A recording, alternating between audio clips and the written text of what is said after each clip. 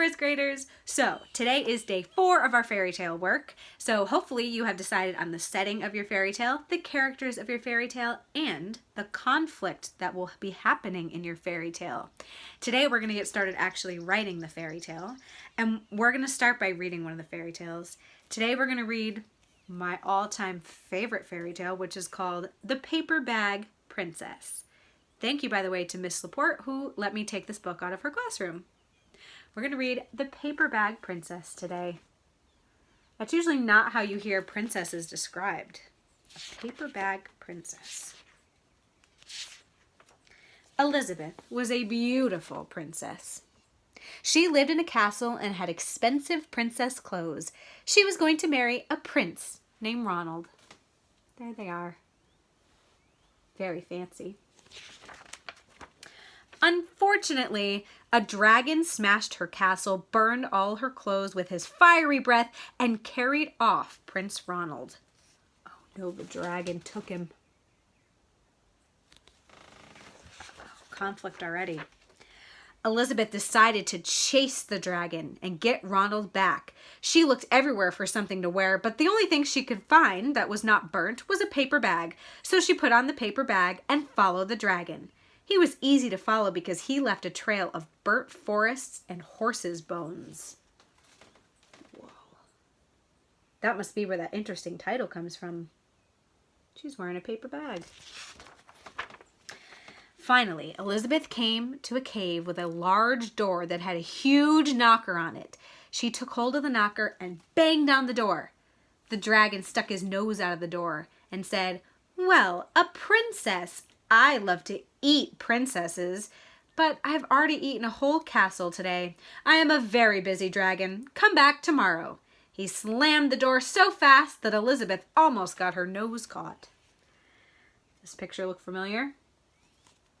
It's the key page. Elizabeth grabbed the knocker and banged on the door again.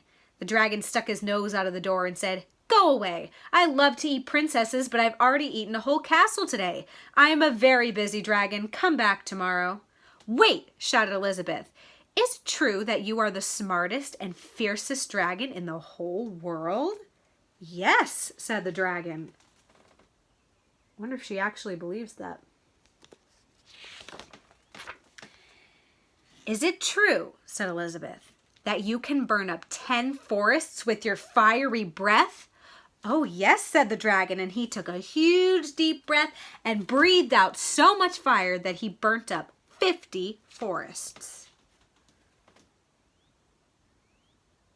You can see the trees he's burnt. "Fantastic," said Elizabeth.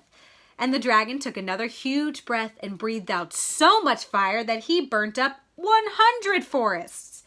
"Magnificent," said Elizabeth. And the dragon took another huge breath, but this time nothing came out at all. The dragon didn't even have enough fire left to cook a meatball. He used up all of his fire. That was very clever. Elizabeth said, "Dragon, is it true that you can fly around the world in just 10 seconds? "Why, yes," said the dragon, and jumped up and flew all the way around the world in just 10 seconds. He was very tired when he got back, but Elizabeth shouted, "Fantastic! Do it again!" She's waving to him. Bye. It's a very gullible dragon. So the dragon jumped up and flew around the whole world in just 20 seconds. When he got back, he was too tired to talk, and he lay down and went straight to sleep. That was very clever of her. Elizabeth whispered very softly, "Hey, dragon!"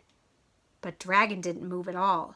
She lifted up the dragon's ear and put her head right inside. She shouted as loud as she could, "Hey, dragon!" The dragon was so tired, he didn't even move. She's very clever. Ooh, I see someone in the window. Could it be Ronald? Elizabeth walked right over the dragon and opened the door to the cave. There was Prince Ronald. He looked at her and said, "Elizabeth, You are a mess. You smell like ashes, your hair is all tangled, and you're wearing a dirty old paper bag. Come back when you're dressed like a real princess. Excuse me, Ronald. She's trying to save you. Ronald, said Elizabeth, your clothes are really pretty and your hair is very neat. You look like a real prince, but you are a bum. They didn't get married after all.